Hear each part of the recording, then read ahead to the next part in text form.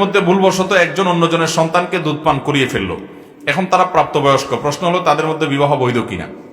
খুব দরকারি প্রশ্ন।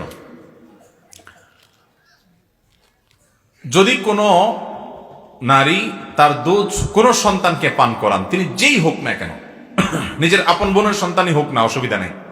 ভুলে পান করাইছেন তাতেও অসুবিধা নেই। ইচ্ছাকৃত হোক আর ভুলে হোক, অন্য কোনো সন্তানকে যদি আপনি দুধ পান করায় ফেলেন, বিশেষ করে ভুলে যদি আপনি করায় ফেলেন, তারপরও দুধের সম্পর্ক হয়ে যাবে। দুধের সম্পর্ক হলে কি হবে? দুই বোন তারা একজনে অন্যজনের সন্তানকে দুধ পান করায় ফেলছেন নিজের সন্তান মনে করে, ঘুমের তালে। হতে পারে যদি এরকম হয়, তাহলে সেক্ষেত্রে যেই সন্তানটাকে তিনি দুধ পান করাইছেন ওই সন্তানটা তার দুধ সন্তান হয়ে গেল। দুধ সন্তান হওয়ার কারণে এই ভদ্র মহিলা তার নিজের যে পেটের সন্তান যারা দুধ পান করছে তাদের সাথে এই দুধ পান করা বাচ্চাটার ভাই বোনের সম্পর্ক হয়ে গেছে। তাহলে তাদের মধ্যে আর বিয়ে বন্ধন আবদ্ধ হওয়া জায়েজ হবে। এমনি খালাতো ভাই বোন বিয়ে তো জায়েজ আছে, কিন্তু যেহেতু একই মায়ের দুধ দুজন মিলে পান করছে, জন্য দুধ ভাই বোন হয়ে গেছে, যার কারণে তাদের মধ্যে বিবাহ আর হবে না, জায়েজ হবে। এবং বিয়ে জায়েজ হবে না, তাদের সাথে পর্দার বিধানও থাকবে না, যেহেতু দুধ ভাই বোন, অতএব দেখা দিতে পারবে। কথা কি বুঝাতে পারছি? অতএব ভুলেও যদি এটা হয়, তারপরও দুধের সম্পর্ক সাব্যস্ত হবে। তাহরুমু মিনার রাদাআতি মা তাহরুমু মিনান নাসাব হাদিসে আসছে, অথবা ইয়াহরুমু মিনার রাদাআতি মা ইয়াহরুমু মিনান নাসাব।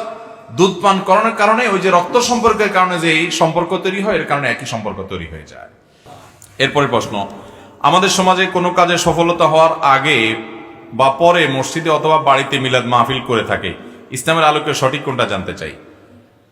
বাড়িতে বা মসজিদে বা যে কোনো জায়গায় কোনো অর্জন হলে মিলাদ, আবার কোনো অসুবিধা হইলেও মিলাদ, দুই দিকেই মিলাদ। হুজুরদের দুই দিক থেকে লাভ। আপনার বিপদ হলেও লাভ, আপনার সুদিন হইলেও, বিপদ হইলেও হুজুর দিয়ে দোয়া করাইবেন, আর সুখ আসলেও হুজুর দিয়ে মিলাদ পড়াইবেন। দুই দিক থেকে আমাদের লাভ। ভাইরা আমার, এটা তো ঠিক আছে যে আপনার বিপদ হলে আপনি আল্লাহ রাস্তা দান করবেন, মসজিদ মাদ্রাসা দান করবেন, এবং আলেমুল আমাদের হাদিয়া দিবেন, এটা তো ঠিক আছে। আল্লাযীনা ইনফিকুনা ফিস সাররাই ওয়াদ দাররা, মুত্তাকিদের বৈশিষ্ট্য আল্লাহ বলতে গিয়ে বলেছেন যে তারা সুখে দুঃখে দুর্দিনেও তারা দান করে, এটা তো ঠিক আছে। আবার যখন সুখে আছেন তখনও দান করবেন। দান ভিন্ন জিনিস। দান হিসাবে মহব্বত করে হাদিয়া হিসাবে ওলামাদের কাছে হাদিয়া নিবেদন করবেন, ওলামাদের কাছ থেকে একটু দোয়া করাইয়া মিলাদ পড়াইয়া তারপরে পারিশ্রমিক দিবেন। ছোট লোকই কেন করেন? ওলামাদেরকে এমনি হাদিয়া দেওয়া যায় না? হাদিয়া দিতে হবে কি হবে না? মসজিদের ইমাম সাহেব আছে, মুয়াজ্জিন সাহেব আছে, ওলামাদের আছে, এমনি হাদিয়া দিবেন তাদেরকে। হাদিয়া দিলে দিল থেকে দোয়া এমনিই আসবে। তাদেরকে দিয়ে মিলাদ পড়াইয়া খাটাইয়া এরপরে পারিশ্রমিক দিচ্ছেন কেন রে ভাই? এমনি হাদিয়া দেওয়া যায় না ওলামাদের? আল্লাহ আমাদের সে তৌফিক দান করুন। অতএব কোনো বিপদ হলে, সুখ আসলে তার জন্য লোকজন ডেকে সবাই মিলে সম্মিলিতভাবে সুরে সুর মিলিয়ে তালে তাল মিলিয়ে এভাবে দুরূদ পাঠ করে এটার জন্য আল্লাহর কাছে দোয়া করা কিংবা ওই যে শুকরিয়া আদায় করা, এই পদ্ধতি না সাহাবী না সালাফ না কারো থেকে কোনোভাবে, না নবী সাল্লাল্লাহু আলাইহি ওয়াসাল্লাম থেকে কোনোভাবে বর্ণিত।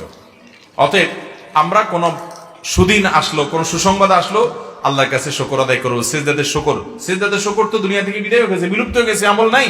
শুকরিয়া সিজদা দিয়ে দিবেন, আল্লাহর রাস্তায় দান সাদকা করবেন, খুশি হবেন, সেটা ভিন্ন বিষয়। কিন্তু এই ট্র্যাডিশনাল যে মিলাদ আমরা বানিয়ে নিয়েছি, এটা না কোরআনে আছে না হাদিসে আছে, এটা চলে আসতেছে আমাদের সমাজে। আল্লাহ তো আমাদেরকে কোরআন